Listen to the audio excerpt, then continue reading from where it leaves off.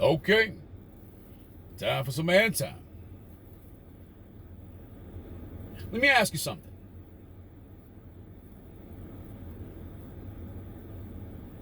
If you woke up and God was sitting on the side of your bed, and God walked you through your life, and He did one of those, the Christmas Carol story things where He showed you your past, your present, and your future. And in that past, He took you back to when you were a little boy, or a little girl, son or daughter. And He showed you all the people that you were around and where you picked up all of your bad traits just as well as your good traits.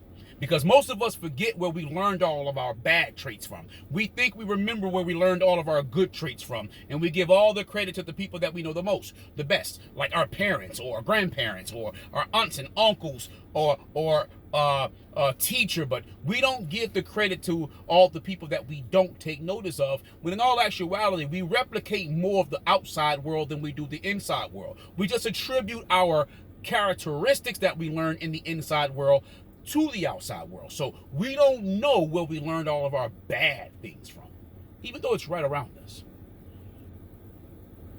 So God shows you where you learn all these bad things from, all these bad habits. And then He took you to the present.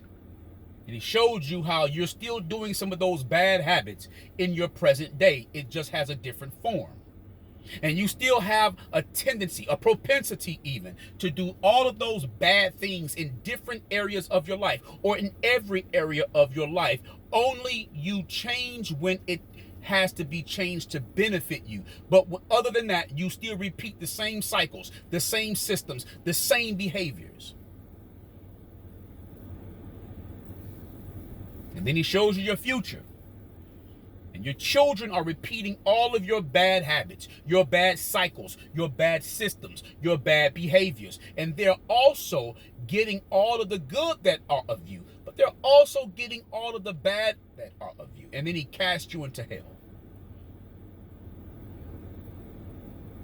And while you're there, He lets you sit and fester so you can see all of the people and how they'll operate with you, or how they'll operate their own lives now that you are gone and in hell.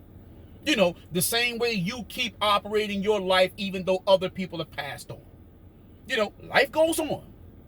And they keep replaying and replaying all the goods and all the bads.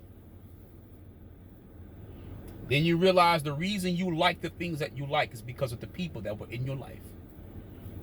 Past, present, and future. And then God comes to hell and talks to you and say, hey, listen, I'll give you one shot. I'll let you go to heaven. But you have to let go of all of your hellish ways, all of your hellish desires, all of your hellish things, and all of your hellish family and friends. If you take this deal, you cannot look back, or you're going to turn into a pillar of salt. Would you do it? Would you do it? If your mother's a hellish mother, would you leave her behind and never to talk to her again, never to see her again? Would you do it? To go from hell to heaven, would you do it? I'm sure most of you would do it for your father. But would you do it? Would you not speak to your sisters and brothers, your favorite uncles and aunts?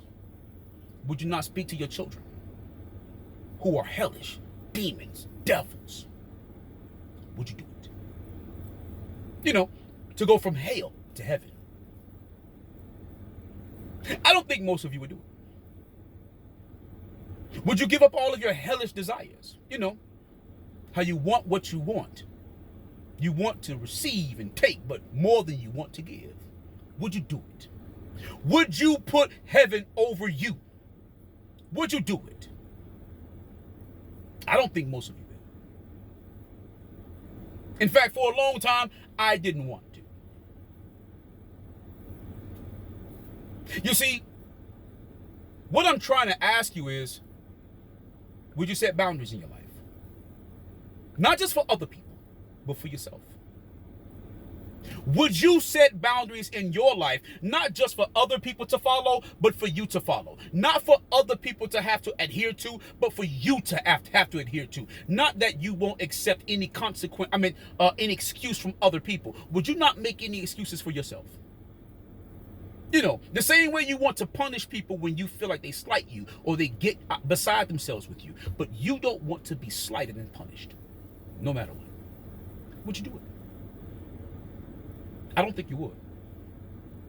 In fact, I'm sure the overwhelming vast majority of you won't, because most of us never ever take the time out to truly see who we are on the flip side. We see our goods, but we don't really want to look at our bads. We don't want to study our bads and dissect that shit and look at the dynamics of them. You know, we don't want to become engineers of the mind, engineers of the psychology, engineers of the emotion. We don't want to do that.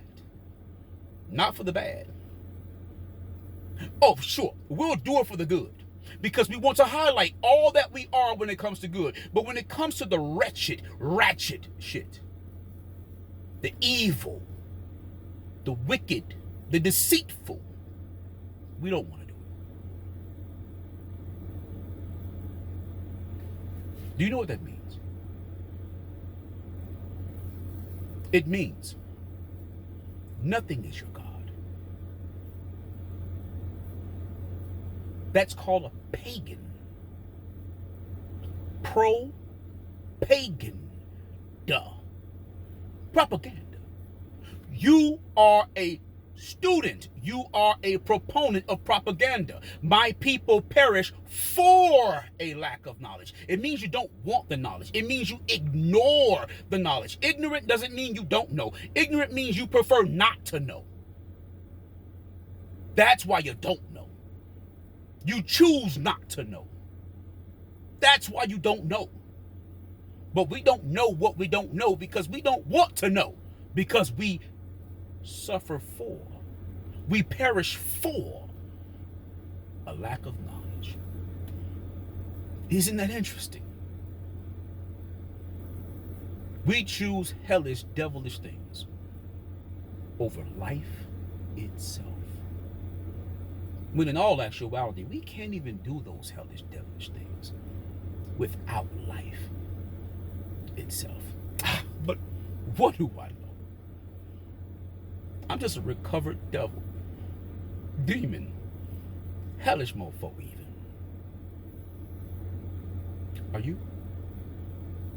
Anyhow, like, comment, share, subscribe. I like to hear what you have to say. I like to hear how you love God. Praise God. God first, while you show some ass shots. Pull out your pistols. Floss it on social media. While you're looking for the next thing to smash or smash you out.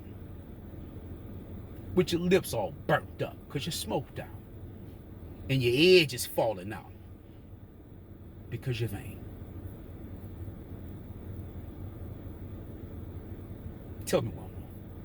And until that time, man time.